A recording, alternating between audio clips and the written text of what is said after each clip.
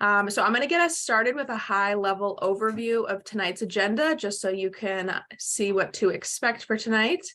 So we're lucky enough to have Kathy Reyes joining us tonight for our main topic, which is plastic pollution, its health impacts, and how we can be part of the solution. After Kathy's presentation, we'll have a few updates from each of our 4 current breakout groups, all of which are happy to welcome new or interested volunteers. Our 4 groups are education, open space, native plants and pollinators, plastic and waste reduction, and water quality. So we'll conclude the evening with about 20 to 30 minutes as needed for any community updates, ideas, or input. So if you have any upcoming events you want to mention, any thoughts, ideas, feedback, we look forward to hearing about that in the last 30 minutes. And without further ado, Ken, if you want to get things started and introduce Kathy, we can get going. Sure. So Kathy is a member of Beyond Plastics Speaking Bureau. And a number of years ago, she attended Judith Enoch's class on plastic pollution, and since then has become eager to educate people about the negative impacts that plastic have on the environment and personal health. And also encouraging us to take an active role in reducing plastic production and consumption. She's a member of Green Needham's plastic reduction team and is currently working to pass a plastic bag ban bylaw in that town. She has a BS, Bachelor of Science from Tufts, and an MS in Human Resources Development from Villanova. She works at various nonprofit organizations as an HR consultant and lives in Needham with her husband and their 2 daughters. And she also enjoys teaching piano and community theater. So maybe we'll get some music toward the end of things. So Kathy, thank you again for being here. Why don't you take it away? Awesome. Thank you so much, Ken. Yes, I enjoy wearing many hats, and I like to sometimes do some performing on the stage in our local theater. So if I feel like you guys are getting sleepy on me, then I'll pull out my show tunes. So so I'm gonna jump right in with my slides. And can everyone see that? Okay, perfect. So let me move my mouse over and make sure it's working. So as Ken said, I'm really thrilled to be here tonight, and I want to thank all of you for making this a priority and for attending this evening as well.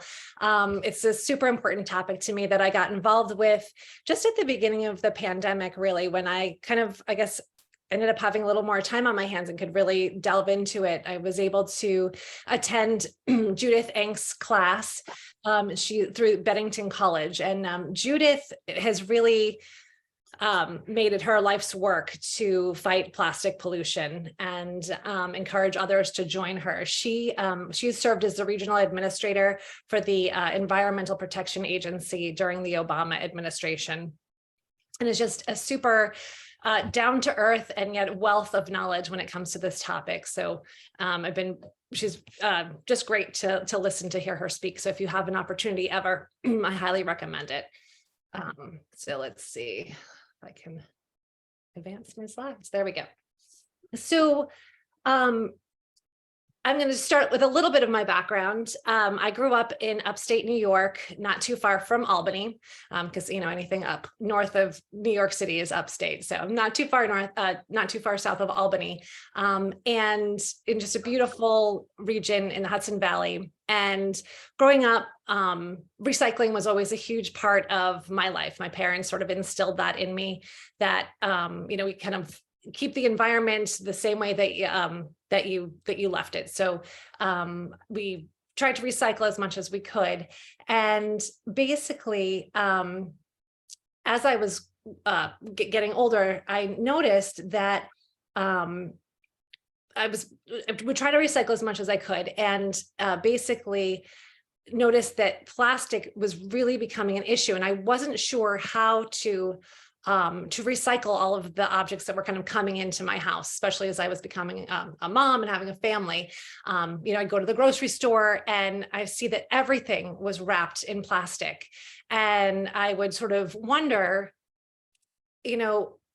what do I do with this milk carton? Is this recyclable? Is it compostable? Is it cardboard? What do I do with that? And then I would see, we have 2 cats. And so I noticed that the bags for the cat food and the cat litter went from being paper, which I knew was recyclable, to being a plastic, like a thick plastic material. And similarly, a lot of the packaging that I was getting in the mail also seemed to be made of more than just paper. It had a plastic component to it. And so I did a lot of research and to try to understand, what do I do with these objects? So all 3 of the objects on the screen right now, to the best of my knowledge and in my town, are trash. And the reason that they're trash is because they're mixed materials. So the milk carton has a plastic spout, and there's actually also a thin plastic layer on the outside of the cardboard. So it's a mixed material. Same thing with the flyer or the packaging. You've got the plastic bubble wrap on the inside. And try as I might, it is nearly impossible to separate the paper from that plastic wrap. And as I've mentioned, the manufacturers have changed the cat litter and cat food bags, pet food bags from paper to plastic because I think it keeps the food. I think that there's less rippage and tearing when they're trying to transport the food, but it makes me feel super guilty because here I am trying to have a pet and commune with nature, and every time I feed my pet and throw this out, I'm causing plastic waste to happen. So the plastic industry, as you'll notice, has sort of adopted the recycling symbol that we're all so familiar with. And that is not done, it's not a coincidence that they have selected this particular symbol because they want people to think that the material that they're making is recyclable. But as we know, the number inside each just indicates the type of plastic that something is made out of. So number 4, for instance, you'll see is like that thin film material, like plastic bags are made out of. Number 1 is a lot of times the thick plastic milk jugs are made out of number 1. And again, as I was bringing all this material into my house, I would try to recycle as much as I could. I was proud of myself when I was like, yes, we have like a very small amount of trash going out. Most of it's going to the recycle. As time has gone on, there's been a lot more controversy around recycling in general. I'm a huge proponent for recycling, but I feel like we cannot recycle our way out of the plastic problem. There's just so much plastic that's being produced. And again, depending on the town that you live in, for the majority, only plastics 1, 2, and sometimes 5 are actually getting recycled. And unfortunately, a lot of the plastic, we just can't handle all of the plastic that's being produced. So a lot of it is still being put into landfills or incinerated, and it's not really coming back to get a second life like the way that we would expect it might when we use the word recycle. Just take a moment to look at this graphic. You'll notice the blue part is all of the plastic that's sort of been created. And a lot of that plastic is used in things that we can use many, many times. Airplane parts or car seats or things like that, durable goods that we use a lot. But the green section in the middle is the percentage of it that's actually being recycled. And then that tiny little loop at the bottom is the part that's kind of going through the system multiple times. And unfortunately, what happens with plastic is that once it's being recycled, very often it cannot come back to be the same thing it was to start with. And that's because of what it's made out of. It has plasticizers and other chemicals, which I'll talk about a little bit further in the presentation. So very often the materials are downcycled. So it might go from a plastic bottle or a plastic milk gallon, and then as it goes through the iteration, it then becomes a plastic bag, which is a poorer quality plastic. And then eventually it does end up becoming incinerated or put into a landfill. So this is just kind of a graphic that describes that. And today, the focus that I have is to reduce single-use plastics. Those are the plastics that like straws or plastic bags or any kind of packaging and wrappers that we have. They're the things that come in our door, are used for a very short amount of time, single use, and then they're thrown away. And that's kind of how their intention is to be used briefly and tossed in the trash. So I think it's important to understand, kind of as I was going through my plastic journey and again, trying to understand what to do with the waste that I was producing, is to understand where is plastic coming from. So plastic is made, 99% of it is made from fossil fuels, like coal, oil, and gas. And today, most of it, the plastic that we know of in the United States, is made from a byproduct of gas called ethane. And this is a model kind of how that process works. So there's hydrofracking, and what that means, if we kind of break up those words, hydro is water and fracking is fracturing. So what happens is large amounts of water are pushed into the earth and they fracture or break up the shale underneath. And that allows the pockets of gas to sort of rise to the surface. But there are some unintended consequences that happen as a result of this. So as you'll notice, there's the aquifer that's running through that provides water to the house that's in this image.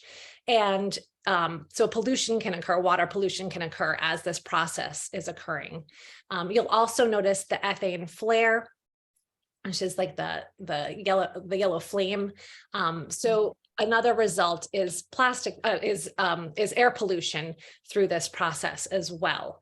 So just in the manufacturing of plastic, you are already having water pollution and air pollution as a result. Now, this is a real life photo of an ethane cracker or a plant that produces plastic. And many of these plants, I'm sorry, can you hear the buzzing on my computer? Okay, good. So many of these plants are situated in areas of where there's a lot of low income families.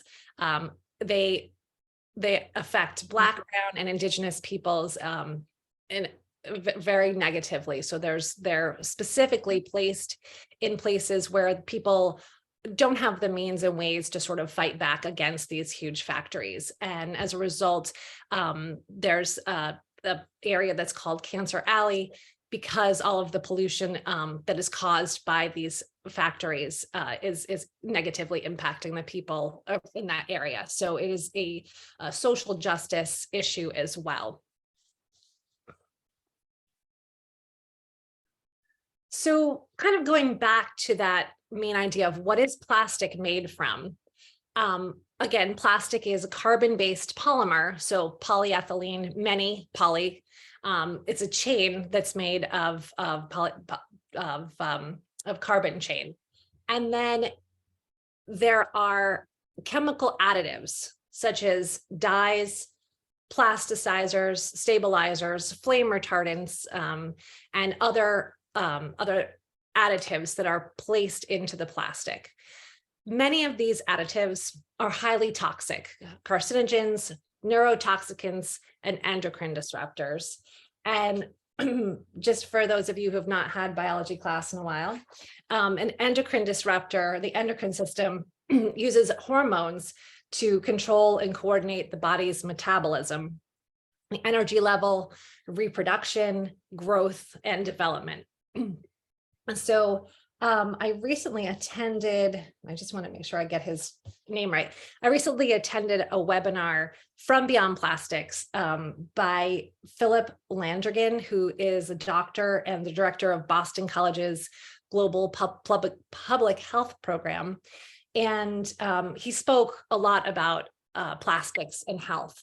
And he studies this topic in great detail. The webinar is still available on the Beyond Plastics website for free. So I highly recommend it, but he goes into a little bit more detail about the fact that 50% of plastic is kind of, or the objects that we have that are plastic are made up of the polymers. And then up to 50% can be chemical additives. And it's important to note, he kind of talks about how humans have been exposed to these chemical additives and what they do to human health. So it's important to note that there is no oversight that is required by the FDA when the plastics are being produced. So they can take a plastic toy that your child can stick into your toddler can put in their mouths, and there's no regulations on what kind of toxins are in that plastic toy. Any of the wrappers, the food wrappers that we have, you know, if you get a little, say in a vending machine, a little packet of crackers that's wrapped in plastic. I mean, our water bottles, things like that. None of them have to have any kind of approval by the FDA, even if it's wrapping food. And so the toxins are easily added into the food that we have. So we've seen this before. You may remember back when I was having my second daughter, the whole idea about the BPA in baby bottles kind of came to light. And so we were making sure that we were switching out our baby bottles, throwing out the ones that we had and going for the BPA free ones. Unfortunately, because there's no regulation from the FDA, even though the new bottles are BPA free, they have been substituted with other chemical substances, other backgrounds. So there is no guarantee that the new substances are not as toxic as the ones that we were replacing. And again, we've kind of seen this through history where chemicals are produced and they're introduced into the public, and then we realize after the fact that they're toxic and that they're having a negative impact on our health. The photo in the middle with the airplane, for those of you in the older generations, that's spreading DDT, which was a pesticide that was supposed to be great to mitigate the issue of mosquitoes, but was later found to be highly toxic and was therefore banned. Now, in today's day, we talk a lot about PFAS, which are forever chemicals that never go away. They are found all over in products that we have in our homes that we use sometimes on a daily basis: shampoo, firefighting foams, and paints, in nonstick cookware. And they can put toxins into our food. So, and a lot of these have, again, are transported through plastic or with plastic. So it's a huge issue. So let me talk a little bit about all of the plastic that sort of, that doesn't get recycled. Most of it ends up in the ocean. And what happens is it's not getting dumped into the ocean from barges or things like that. What happens is it gets swept up when there's a rainstorm into the gutters and into the sewer system, and then it slowly makes its way through our waterways and into the ocean. So unfortunately, our oceans are becoming unregulated landfills. And there are a lot of statistics that say that by the year 2030, there will be, I think it's 3 pounds of plastic, the same amount of plastic as there are fish in the ocean. So this is, the plastic pollution is becoming a huge issue for our oceans.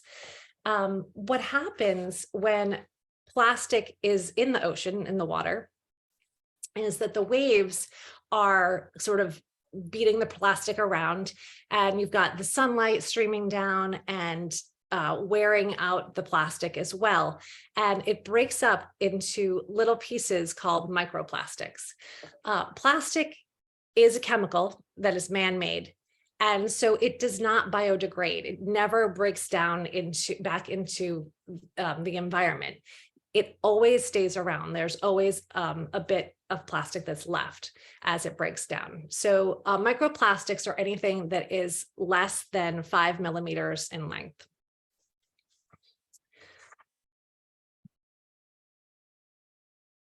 And microplastics have been found everywhere on Earth at this point. They have been located in the deepest depths of the Mariana Trench. And they've been located in, identified in snowflakes in the Arctic. It's a brand new snowflake. And I have like another photo here that kind of zooms in. So where are these microplastics coming from? Well, they are coming from in the ocean, but they're also being put into the air when we run, especially in the Northeast here, our favorite fleecy jackets through the dryer, through the washer and the dryer, the microfibers are coming off and they can be pushed into the air that way. They've been found in soil, and plants can actually, as they're growing, can kind of scoop them up into their roots, and so they get into the plant system. This is an image of an albatross. So again, kind of going back to the plastic that's in the ocean, as the microplastics are breaking down, a lot of times seabirds will mistake those plastics for shrimp. Albatross eat, brightly colored shrimp. That's how they find their food. So this poor bird ate so much plastic that there was no room left in its stomach for actual nutrients. And so it died. But the scary thing is that as scavenging animals come back and kind of are around this bird, the plastic remains even after the body of the albatross degrades or decomposes, and the plastic is there and can do this same process again. Other animals can eat the plastic a second time. As a mom of 2 kids, this picture always kind of gets me. This is a mother albatross feeding her young plastics. So this is just, it's motivation for me to kind of keep going. Like, we are causing nature to kill its young. I mean, it's really, the picture's worth 1,000 words. However, it is not only animals that are eating plastic. There is an estimate that human beings eat approximately or ingest approximately 5 grams of plastic per week. So that's about a credit card's worth of plastic per week. And again, that's through air pollution, through plastics in the air, through plastics in water pollution, and just in, if you're eating fish, any kind of intake coming in from wildlife.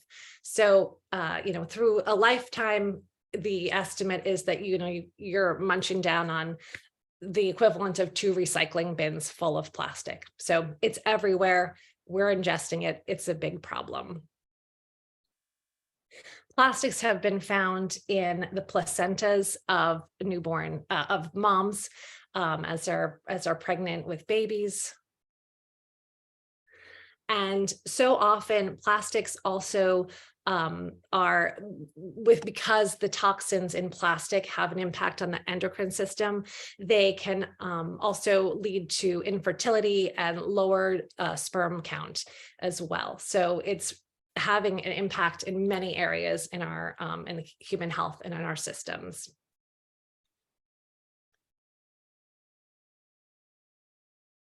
Let's see.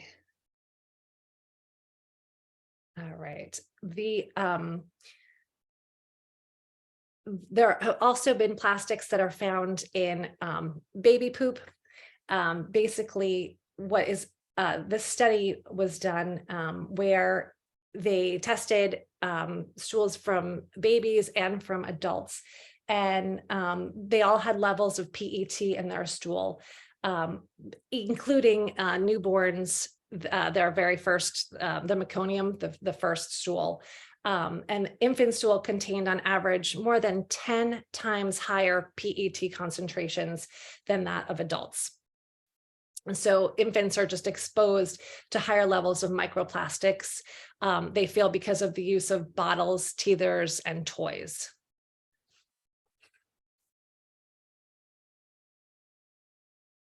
And another article, basically you'll see articles now coming out very frequently on plastics and the impact on human health. This research is new. But again, new things are coming out all the time. We have now discovered that there is plastic pollution in human blood as well. So it's been found, microplastics have been found in the lungs, deep in the lungs of humans. It's kind of circulating its way through our systems. So it's very hard to escape it at this point. There is an organization called Planetary Health that sort of breaks up the idea of human health in relation to the planet. And you can see it, damaging the planet damages human health. So kind of looking at the way that they break it up, climate change, we know that plastic pollution is a leading cause of climate change, so you can check that. Biodiversity loss, we know that because of all of the different plastics that are in the oceans, there's a definite impact on biodiversity. Nutrition, water, soil, we've found plastic in water, there's plastics in our soils, and that is going to have a direct impact on our nutrition, on the food chain as well. So unfortunately, plastic is having a negative impact on all 5 of these areas. So again, kind of in my journey, I tried to come up with these big questions as I was going through, and I was wondering, why is so much plastic being produced now? Well, again, as we've talked about already, plastic is produced from fossil fuels, coal, oil, gas. And because many of the organizations are trying to push solar power and clean energy, big oil needed to come up with another solution of all of their production as a way to make money. And so they are betting on plastic. And that is sort of where they're putting their all of their money and their efforts to increase plastic production. Again, we talk a little bit about plastic and climate change. If plastic were a country, it would be the 5th largest producer of plastic in the world, the 5th largest greenhouse gas emitter. So it has an impact on climate change. And just to also point out from this, the US plastics industry is responsible for at least 232 million tons of CO2 emissions per year. It's a huge, huge amount. When we talk about climate change, you can sort of look back in the news at many different examples. There was the droughts that were occurring this year with Lake Mead. This is a photo from a few years ago in San Francisco when the city was literally burning. So our home is on fire, and we need to take creative action in order to reverse this. So now is the point where we sort of say, okay, well, this is a problem. This is definitely a problem. It impacts our human health. It's impacting the climate. It's impacting our environment. So what if we, well, a lot of times some false solutions are put forth. What if we do waste to energy or waste to fuel? A lot of times you can hear, you'll hear these sorts of descriptions. these are fancy ways to say incineration, and Beyond Plastic does not support waste to energy or waste to fuel as a positive way to handle plastic pollution. Again, when you are incinerating things, there are many areas where toxins can be released into the air. You have air pollution, and then you also have to deal with all of the ash that's left over from incineration. And again, that is toxic. So these are false solutions. Another option is chemical recycling, but again, that is not a good solution to the plastic pollution issue. Some additional false solutions that you might see was blaming litter bugs. It was promoted by Keep America Beautiful. I want to point out, let's see, I think I have it on the next slide. There's recycle by mail, TerraCycle, if you're familiar with that. It's not a great idea if you think about how you're gathering trash and then mailing it back to another organization. So you're creating carbon emissions just in trying to transport it back. Yeah. So again, a lot of these are promoted by the American Chemistry Council, who has their hands in plastic production to begin with. So they want you to think that it's the consumer's fault, that we're not doing enough, when that is not the case.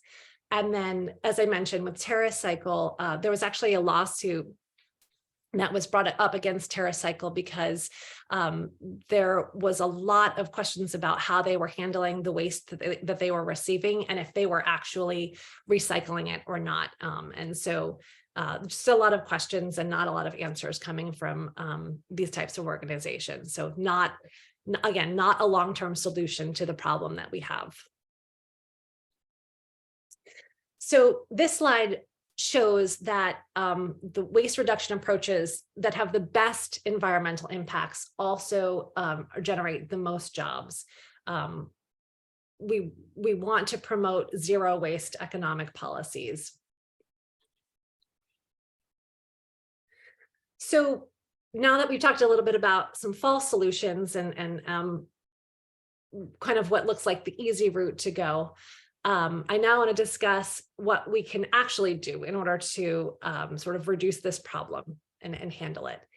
The best way to stop plastic pollution is to stop making plastic.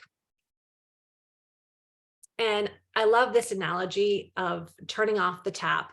When you have a bathtub and it's overflowing with water, you don't sit there with your cup and try to dump the water out of the tub. No, you go back to the source, you turn off the water at the source. And so it's the same idea with plastic pollution. We want to turn it off at the source. So some ways to do that is you can support the Break Free from Plastic Pollution Act.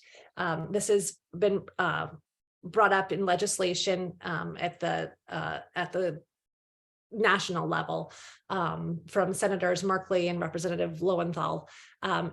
I believe as we've gotten into the new year that it will be renewed as well. So I'm not sure what the new numbers are on it, but it's called the Break Free from Plastic Pollution Act, and it bans certain single-use products.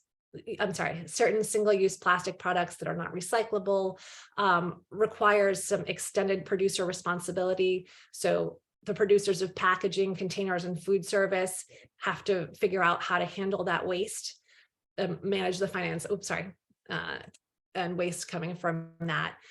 It would also create a nationwide beverage container refund program, among other things. So it would also put a pause on new plastic facilities. So the ethane cracker, the hydrofracking plants that I showed earlier, there would be a pause on those as well. I would encourage you to take Judith's class. She has an online class that runs for 6 weeks through the Beyond Plastic program. It's excellent, and it really takes you through the plastic problem and all of the latest current events surrounding that, but also teaches you how to write a letter to your local newspaper so that you can share information. Through the program, I became a speaker so that I can sort of share the information that I learned. So there's lots of different ways to get involved through her Beyond Plastics class. Again, she's super inspiring. We also have a lot of grassroots trainings. We've started an affiliate group or grassroots advocacy groups. So there are many of them throughout the country at this point. There are about 70 of them. But again, we feel the need to sort of start at the grassroots level and then hopefully be able to build up through to the state level and then the national level, because the only way to make full changes to the plastic pollution is to change the policy so that it's at a higher level and has a larger impact on the population. You can certainly check out our website and support us through donor gifts. They're always appreciated. It's a great group of people that work around the clock to try to come up with solutions to the plastic problem. And you can always support clean energy initiatives. I know that the Plymouth group has done some really great work that Ken was telling me a little bit about. You guys have a plastic bag ban. So as Anita might, I am totally jealous. We're working on that. But support clean energy initiatives, both in your personally and in your town. We have through our Green Needham program, we do have a solar panel program so that we can try to encourage people to use solar, but supporting clean energy is one way to go. And if some of these feel too big, you can do simple things like signing a petition, asking Amazon to stop using plastic packaging, sending a tweet to a local pet store if you would like them. Just to, again, anytime you're out on social media, you can sort of help set the example, bring this issue to the forefront so that people start thinking about it. Saying no to all the single-use utensils and straws and napkins that you might get from a restaurant.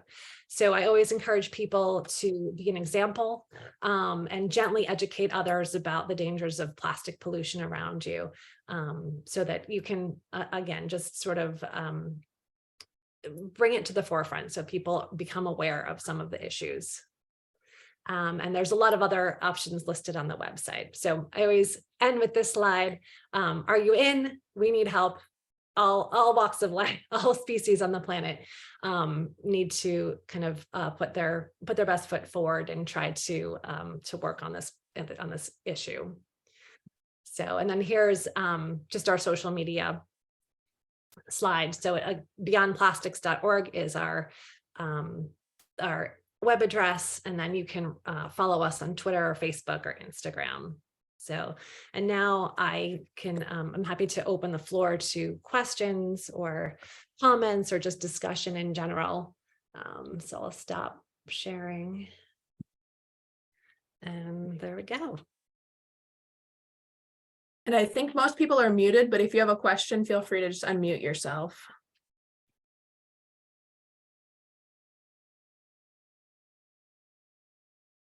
Okay. Hi, this is Hampton Watkins. One of the things that I've thought quite a lot about over the years, Kathy, is really at the end of your presentation. You pointed out that and on one of the slides that dollars count, and that reminds me that of the old adage, follow the dollars. And the reason I'm sure that the pet food bag was changed from paper to plastic was in large measure, plastic probably seals it better and keeps it fresher. It reduces the loss in transport, but it also probably reduces the cost per bag to the manufacturer. And that reminds me that one of the things that we absolutely need to do is push the costs that are externalized onto us back onto the manufacturers. And that is, I think, the absolute key to getting this moved forward in the macro sense. And are there any things you that Beyond Plastic is working on? You cited the legislation from Senator Merkley and Representative Lowenthal. Are there other initiatives that we can do more locally with our own senatorial delegation and congressional delegation generally to say, hey, this group is absolutely behind it? Great question. And yes, you're absolutely right. Yes, Beyond Plastics has worked on what's called an extended producer responsibility bill. And I believe it's currently Beyond Plastics. Judith lives in New York, so that's kind of where her basis is. Beyond Plastics is in Vermont, out of Bennington College. But there, I believe, and I'm sorry if it's either Maine or Vermont, that already has passed an extended producer responsibility bill. I think it's Maine. But there is legislation that is out there that they are helping, Beyond Plastics is helping draft and kind of pushing through to put the burden back on the manufacturer to say, hey, we're not dealing with your trash anymore. Like, you are causing and creating all of this plastic waste. What are we supposed to do with it? So yes, we need to figure out a way in Massachusetts to sort of get on the ball with that. But yes, there is some legislation out there. Let me jump in on that. There is legislation coming up for an EPR bill in Massachusetts. And if I can put it in the chat, you could contact, especially those of you who live on the South Shore. South Shore, Recycling Collaborative is one of the groups spearheading that. And you could contact them to learn more about it. And the EPR does shift the responsibility for the cost of recycling and disposal back to the manufacturers. And there's a little bit of carryover of cost to the public, but it's minimal. Canada has done this. And I believe, tell me if I'm wrong, Kathy, I think it's either Oregon or Washington has done this as well. There was a second, I'm not sure which one. Yeah, I'm sorry. But it works, and it encourages manufacturers to really rethink their packaging, because now it's costing them to do it versus you all. So Ken, we have Thank 3 you. hands raised. Sorry, who was that? Someone was just speaking. Oh, that's me, Alana. Sorry, I was just jumping in quickly. Ken, but how does the collaborative work for all of us that might live in apartment complexes that don't have jurisdiction over our recycling or might have mobility issues? Good question. Other than, and with your mobility issues, that does become a problem. I mean, there is recycling at the transfer station. If your apartment complex is not, well, there must be a hauler for your apartment complex, correct? In terms of your trash? As far as I'm aware, yes, but I don't know. Okay.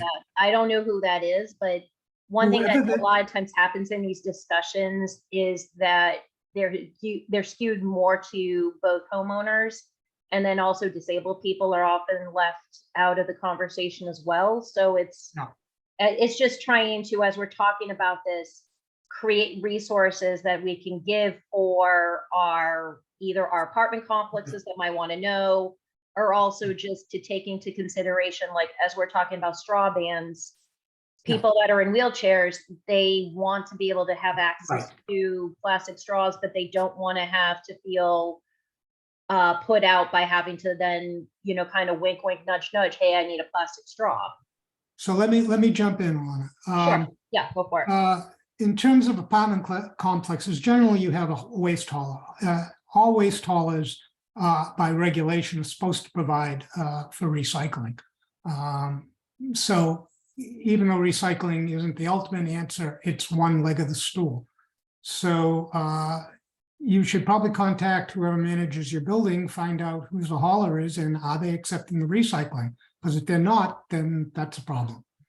I know we are doing recycling, at least on, we do, at least my complex, we have both trash and recycling, but I don't know if it's done by the same company or different. So I wonder if maybe this is a conversation you want to take Yes. offline with Alana to see what Sure. kind of resources we could put together for her. But we do have 3 other hands raised, so I just want to make sure we can get to those. So if Diane, if you want to ask your question, and then we can go to Art and then Mary Beth. And I think that might be all the time we have for questions for Oh, this too bad. section. Too bad. Kathy, thank you so much. That was an incredible presentation. I actually have 2 questions. One was in line with follow the money. There's a lot of money to be made if they can develop the what I have heard about, which is the plastic eating bacteria. Is that another myth that doesn't exist? And my second question is, I'm curious about how the microplastics could accumulate in a fetus and a placenta and in their meconium. Why would that be the case? There would be a higher concentration in a fetus than in the mother, for example. Great question. So, so first of all, there are lots of different researchers out there trying to solve this problem with bacteria eating plastics and many many other ways to again try to address the problem.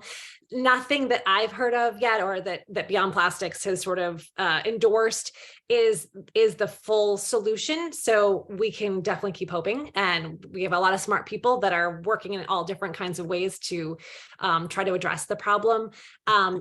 The thing that we're falling back on is that we need to stop the plastic pollution to start with, because the increase in the amount of plastic pollution, especially single use, is skyrocketing. And it's plastics have only really been around since the 1950s. And so the issue that we've caused in just a short amount of time, the only way to really kind of handle that, for the environment to handle that, is to curb our use and production of plastic. But we'll keep hoping that someone will find a miracle cure. And then your second question was about the plastics that have been found in placentas.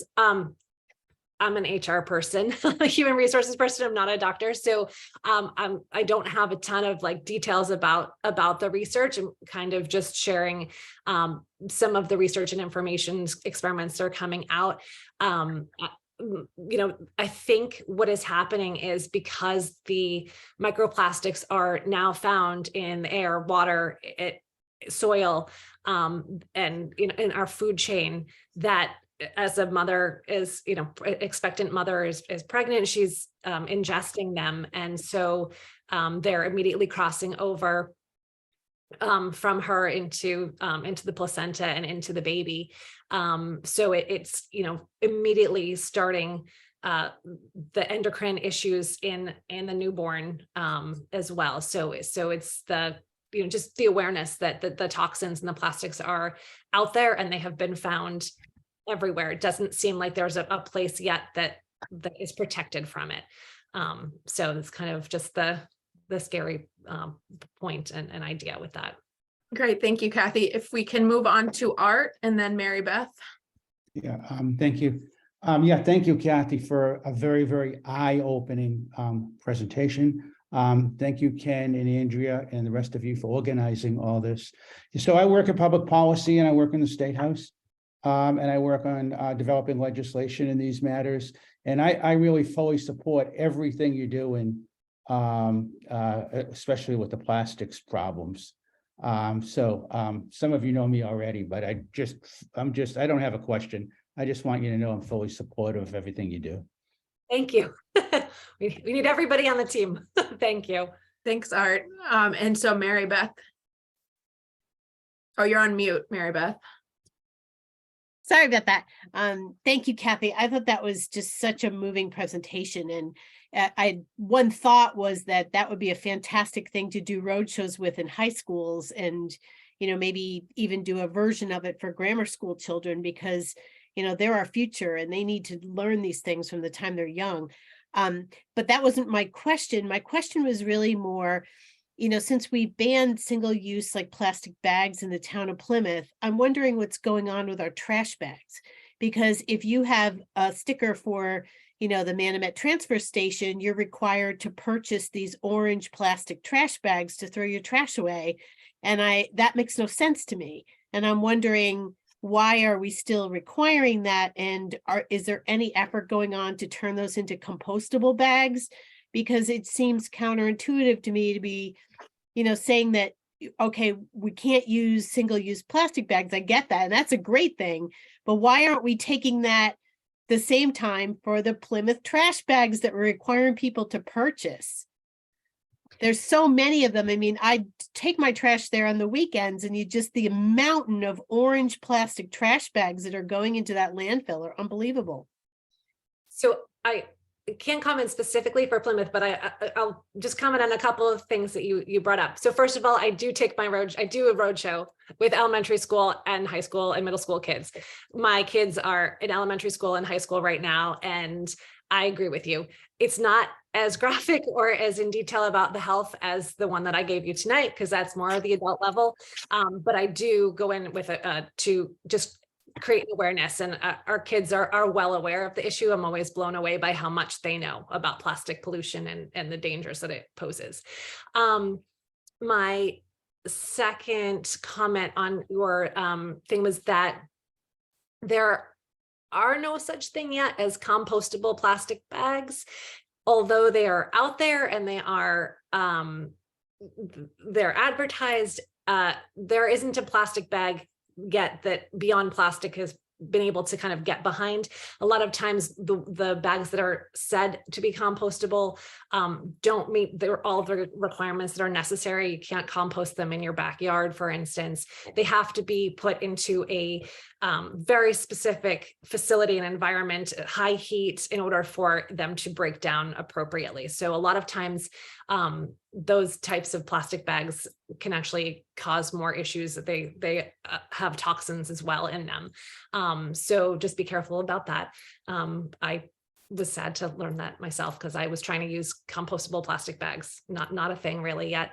And so it is a challenge figuring out what the answer could be for plastic bags for the town. I know that, for instance, paper bags, they have a huge impact on the environment as well, especially on the front end when they're being manufactured. So it's a challenge. It's a challenge. I don't know that that there's a good solution yet for that particular issue. Ken, I don't know if you have other information on that. No, just to reinforce, we are trying to do something with composting. I'll talk about that briefly when we talk about the plastic working group. But there is no industrial composting alternative currently in our area. So compostable bags, as Kathy said, are not really compostable. They won't dissolve. And the bags that are left at the transfer station are basically being sent to CMAS to be incinerated. So it's a great question, and I thank you for asking it, because we'll put it on a list of things to look into. Oh, and one other thing, in response to Judy's question, I posted in the chat the link to the article, or one of the articles on microplastics in placentas. So if people are interested in that, copy it, and it'll take you to some of the science. Awesome, thank you.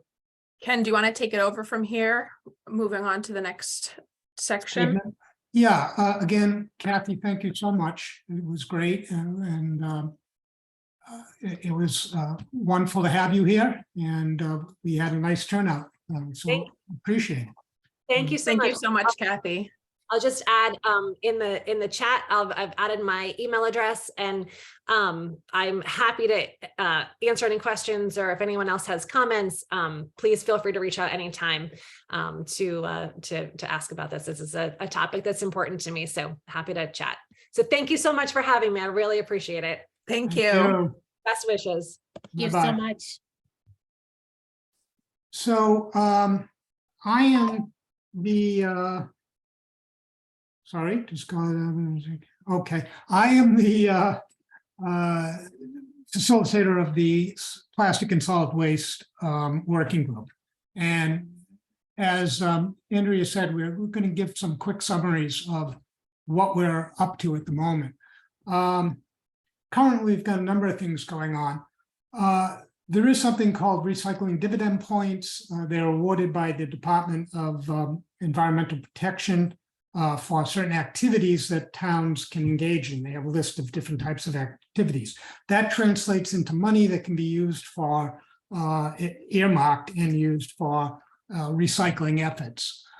Part of what we're doing right now is we're investigating and going to be working with the town. We've already met with Mark Reel around that to see if we can up the number of RDP points that we're getting. There's a number of things we could be doing that could increase the funding that we're receiving.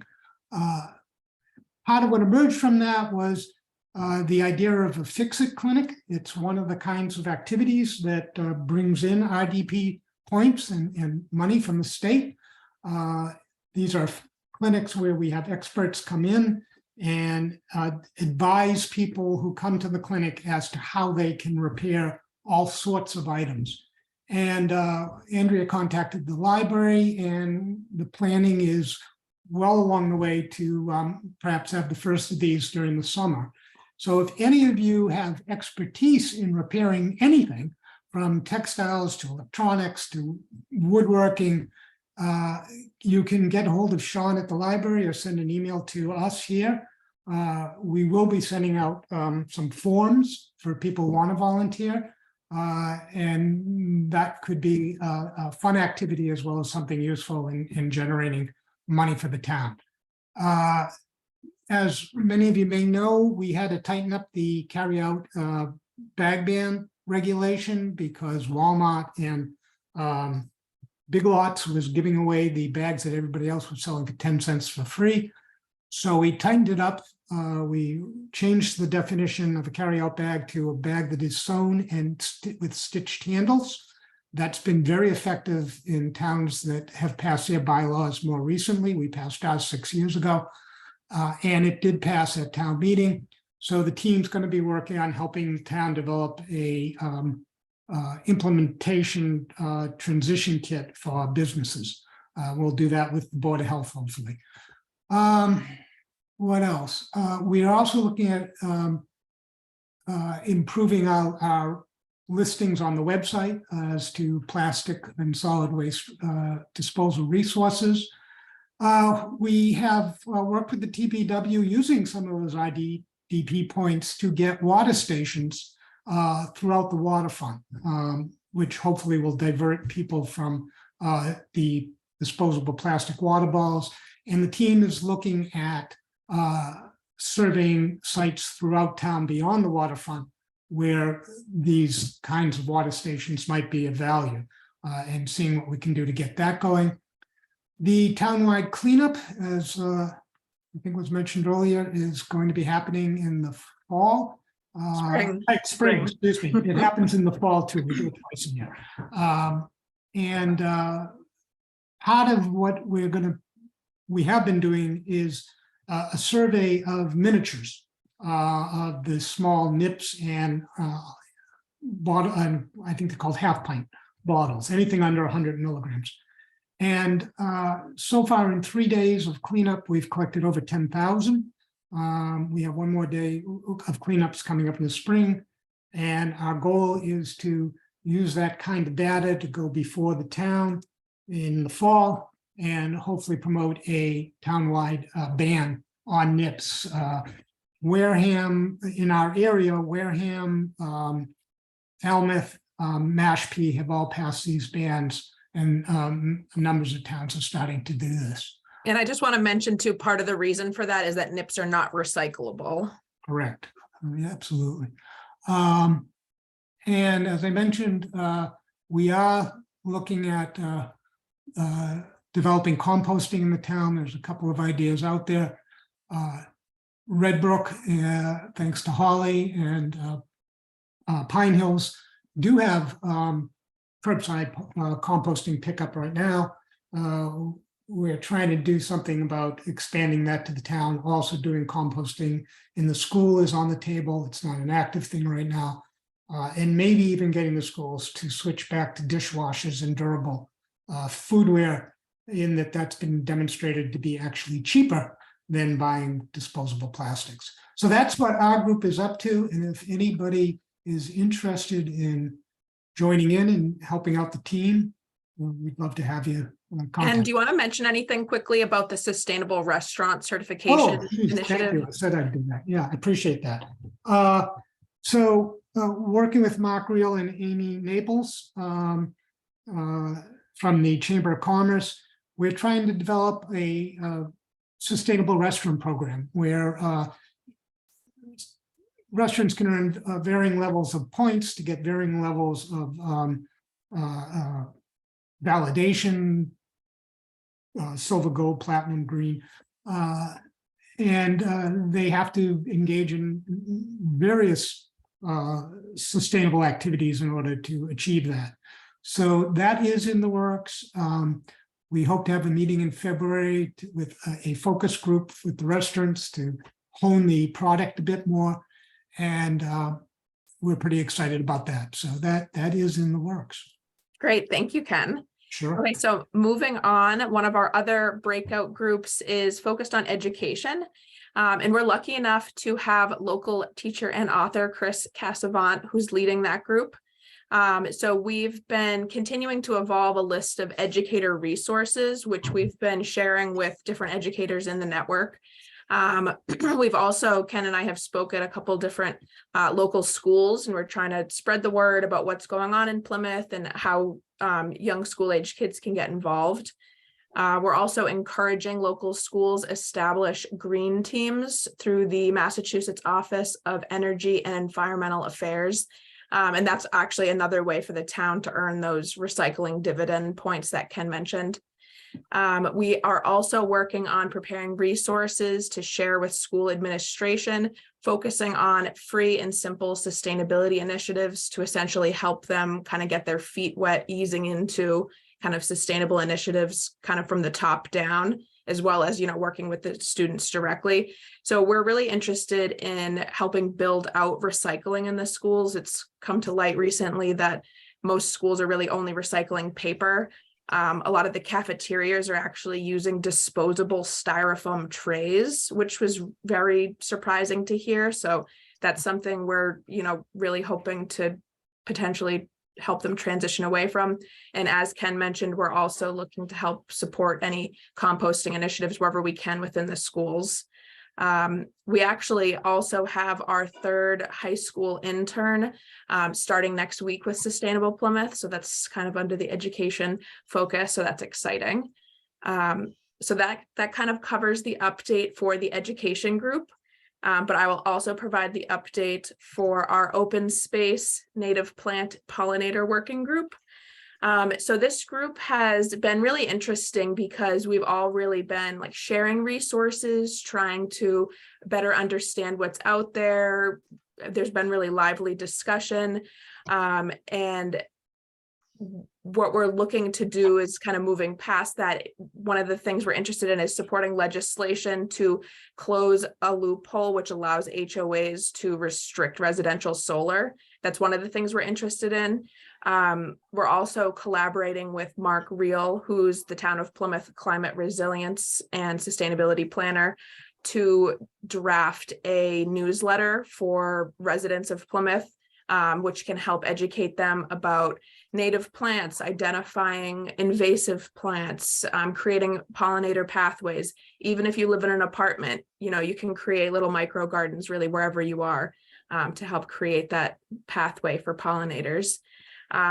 We're also looking into a potential project, thanks to Hampton, at the Manomet landfill with a potential pollinator garden there. And there's also a collaborative project that the Open Space Committee is primarily spearheading, but we're also invested in a pollinator restoration project at St. Bonaventure, the church in Manomet, which has a very large expanse of property. So those are what those two groups are working on. And now I will pass it over to Holly for the water quality group.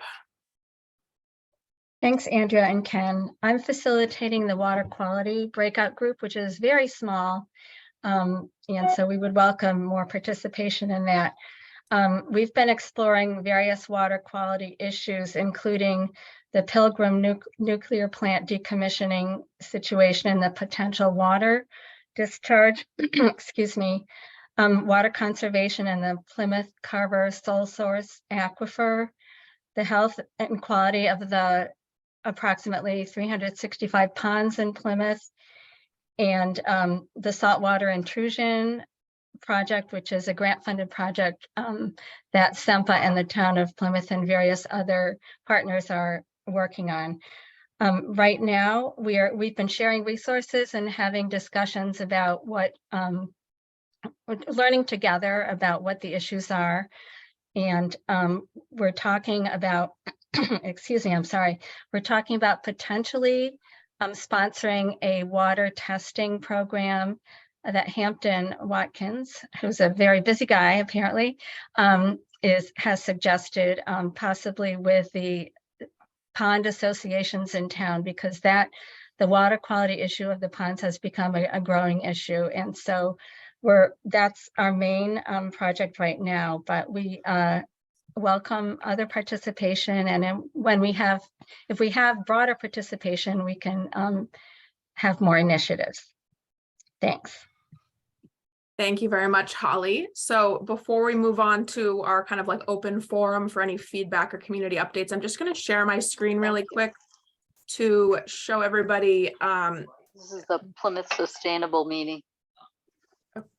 So if you want to participate in any of our upcoming meetings, this screenshot just kind of shows you what we have coming up. So the first one is the planning meeting for the spring townwide cleanup. As Ken mentioned, the town sponsors a cleanup in the fall and the spring. So at this meeting next week, we'll be picking the date for the spring cleanup and kind of talking about marketing that and whatnot. And then our 4 different breakout groups all meet in February. So feel free to take a picture or a screenshot, write it in your calendar, send us an email. We'll add you to the email list for each group. We welcome any additional participation. So that is that. So let's see. Okay, so moving on. So to kick off with the community updates, there were 2 things I wanted to mention, and then for anybody else, feel free to raise your hand or chime in or whatnot. For anybody who's concerned with the whole tech issue, hot topic, very concerning, with the 1 million gallons of wastewater that they still refuse to take off the table as far as dumping into the bay. The last nuclear decommissioning citizens advisory panel meeting was a week or 2 ago. Save Our Bay, Massachusetts has been really leading the charge in the opposition against the dumping. They have a steering committee meeting tomorrow. So after that meeting, there will likely be some proposed action for concerned citizens to take. So if you're wanting to get involved in that, I suggest you go to saveourbayma.com, sign up for their emails, keep abreast of their website for action items. There was some recent legislation put forward by Matt Muratori, and there's some concerns that it will reduce citizens' involvement in the panel, and that is concerning. So the Save Our Bay Steering Committee is reviewing that and will be providing some guidance. The other item I wanted to mention is Steve Bulletin from the Planning Board and Harry Helm from the Select Board have been facilitating Q&A sessions on the topic of the future of development and preservation in Plymouth. They've held, I believe, one. I'm not sure if there's been another one, but I know they plan to hold multiple of these forums. It was a fascinating discussion for the one I went to. It's a great opportunity to learn more about some of the controversial developments that have kind of been established in town, and what you can do to voice your concerns about protection of open space going forward. So those are the two things I wanted to mention, and now the floor is open for anything anyone would like to share, upcoming events, feedback, questions, comments.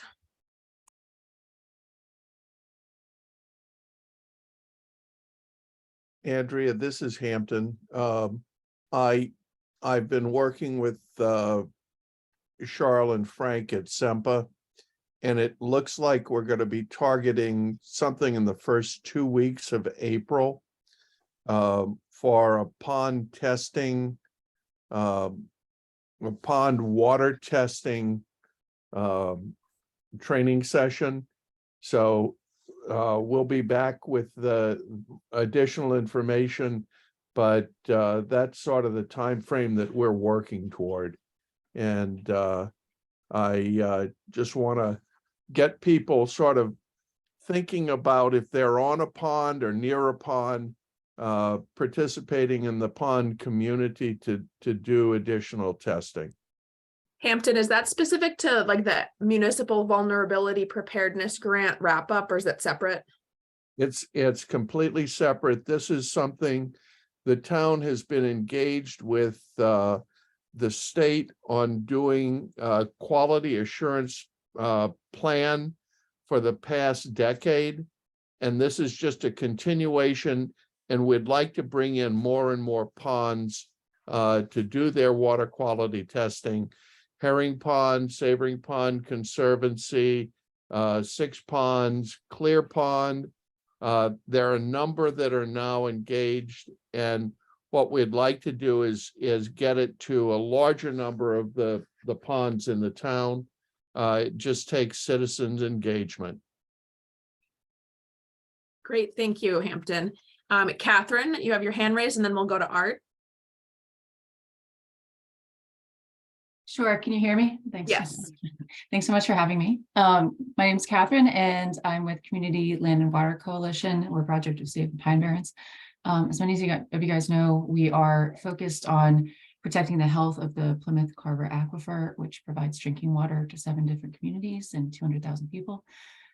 We're most concerned about the removal of the filters that protect the water quality, such as the forests and the sand that comprise part of the body of the aquifer itself. One of the largest threats that we see to the aquifer is from solar development and the deforestation that's going on in this area from solar. We advocate for renewable energy placed on the built environment, not in our forests. And we also see sand mining in the region as a huge threat to what we're doing. So I'm going to start with surrounding communities, and then I'll circle back to Plymouth at the end. I just want to let you guys know that in Wareham, there's currently, in the month of February, 3 proposals on the table that will end up with about around 150 acres of deforestation of forests for solar projects. There's upcoming planning board meetings on the 13th and the 27th. And please get in touch with me if you know anyone in Wareham who wants to get involved. So you can still submit comment letters to the planning board. Wareham has lost already 400 acres of woods to solar development. And so we are trying to reroute solar into the built environment and away from the forests. In Carver, we made a presentation to the Solar and Battery Moratorium Study Committee about recent developments in solar bylaws that get solar out away from the forests and onto the built environment.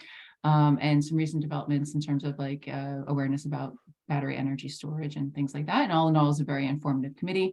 And so we're trying to advocate for the most, scientifically sound solar bylaws, that we find in the state of Massachusetts. We're currently working on a SAND report that will come out in February about quantifying through citizen science efforts the amount of sand removal that's being taken place in Plymouth, Carver, Wareham, and Halifax for various sites. And then, circling back to Plymouth, and thank you very much for allowing me to give the updates. One of the things that we're focused on in Plymouth is the Claremont development, which many of you are aware of. The developer has agreed to pay $2.5 million to put in a booster pump station in North Plymouth that will pump water over to the Western Plymouth pressure zone. We believe that this deal was conducted behind closed doors without a public process. So we filed an open public records request for the meeting notes. We are believers that the residents of Plymouth should have a say in what happens to the way their water is delivered. And this deal was done in a closed session that was not available to the public. And then there was no public comment available after the deal was made. We think that Plymouth we would prefer that Plymouth address water supply issues through less development and more water conservation rather than increasing development and paying for new pumps and eventually new wells. So if you're interested in this, please follow along with what we're doing, and we will be sending out updates to the community when there are any developments in this issue. So thank you very much, and let me know if you have any questions. Thank you so much, Catherine. I'm wondering, for concerned citizens, would you recommend, like if they have concerns about things such as the Claremont development, would you direct them to zoning board meetings to share their opinions, to write letters to the zoning board? What would you suggest as like a first move? I would suggest the select board, actually. They just issued their, and if anyone has any, comments on that, let me know. They just issued their final approval of the development back in January. I think it was January 10th. So I would address letters to the Plymouth Select Board. They did have to issue a special zone for this project, which was approved as well. But I think that it's in the hands of the Select Board at this point. Okay, great. Thank you. Thank I you. will say that the Q&A that Steve Bulletin and Harry Helm held, it did touch on aquifer protection, pine barrens and things like that. Granted, Steve and Harry weren't speaking on behalf of the select board or the planning board, so it was really more of just a discussion. It definitely brought up a lot more questions, I think, for a lot of the people who were there about like what avenue to go down to share their concerns. So thank you so much for those updates, Catherine. So Art, you can go next. Yeah, thank you. So as far as the decommissioning by Holtec with the dumping of the 1.1 million gallons of radioactive water into the bay, I am on the steering committee for Save Our Bay, and I did speak at the last NDCAT meeting in opposition to the dump. And you're absolutely right. There was proposed legislation from the current state rep, which does two rather negative things. It reduces the number of citizens on the panel. In my view, citizens are the ones who have a voice and a value, and they're the ones who live here. And basically the legislation replaced those people with state agencies who don't even live near the community and follow bureaucratic rules. The second thing it did that was rather negative was it took away the requirements or the obligation for Holtec to report on the trust fund and anything they're really doing with the decommissioning. So anyway, you can go to the Save Our Bay website. You can sign up to get the newsletter, and there's information about how to participate as well as videos of what happened at the NDCAT meeting. So thanks for the time, Andrea. Thanks, Art. I also wanted to mention that at the most recent NDCAT meeting, there were a number of pretty powerful speakers, including Art. One being, I think it was a 10-year-old boy who really was like so eloquent and moving this speech, which I'm told there's going to be a recording made available specifically of his speech, but I'm still waiting for that. And then there was also a local young fisherman that spoke. So the great public comments, the meetings, the NDCAT meetings, it's every other month, right, Art? You're on mute. There we go. Yes, it's the Monday every other month is the current schedule. So for anyone who is interested in making a public comment at a future meeting, it's very much encouraged. We have a couple more hands raised. Dale. Thanks. This is for Catherine. When you mentioned the forests that Wareham has been losing, are those private property forests or are those town-owned forests? And then the companion question is, what built environment are you promoting? Is it municipal built environment or is it also private property? Sure. So it's been private property that has seen the loss of solar. As we know, there are several large landowners in this area, and there are state subsidies for solar. And so large landowners can make a lot of money from, and then the savings are passed on to the landowners via the leases. And so this forest is being lost on private property. So it's a very tricky issue that we are sort of tackling from the top down and the bottom up. We recently submitted legislation to the state to try to end subsidies for solar for deforestation. And like I said, Plymouth actually has a very good bylaw. You can't put solar on any land that was cleared within the last 5 years. So this disincentivizes private landowners to deforest their land for solar. And we're trying to get similar bylaws through. And well, we made this presentation to Carver the other day. And so we're trying to promote solar bylaws that disincentivize forest clearing for solar on private property. And then it's a lot more expensive to put solar on the built environment, but it is being done, as you see in the medians of highways, on landfills and in parking lots. I've also have personal experience, doing permitting for solar on the rooftops of, industrial lab buildings or office warehouse spaces as well, where the owners of the buildings can get new roofs or building upgrades from the solar developers. And Mass Audubon has done a great study. They have a report called Losing Ground. And if you go to their website, they have a lot of great information about this. And they estimate that I think about 75% of our solar needs can be addressed by putting solar on the built environment. They've done an analysis of, sort of like permeable versus unpermeable surfaces in the state of Massachusetts. And they're really promoting that we start with the built environment first before we cut down trees for solar.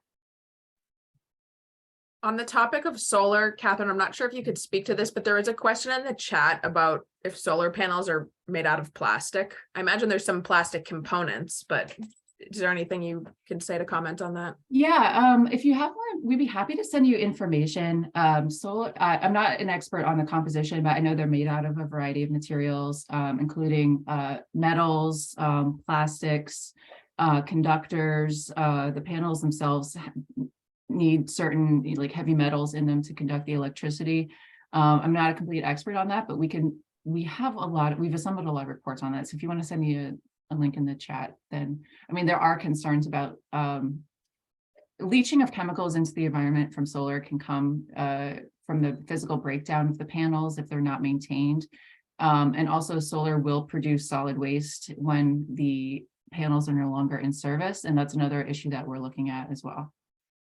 Great. Thank you so much, Catherine. Thank you. Alana? So very quickly, I guess this is more for Art. Where do we stand with trying to get Governor Healy or Lieutenant Governor Driscoll involved in attending some of these meetings, or maybe even passing an executive order to stop Holtec from doing the radioactive dumping? So very briefly, Helena, Senator Markey, Congressman Keating, and Sue Moran come by Zoom at each meeting, and if they have filed, Senator Moran has filed legislation that would put a moratorium to stop this.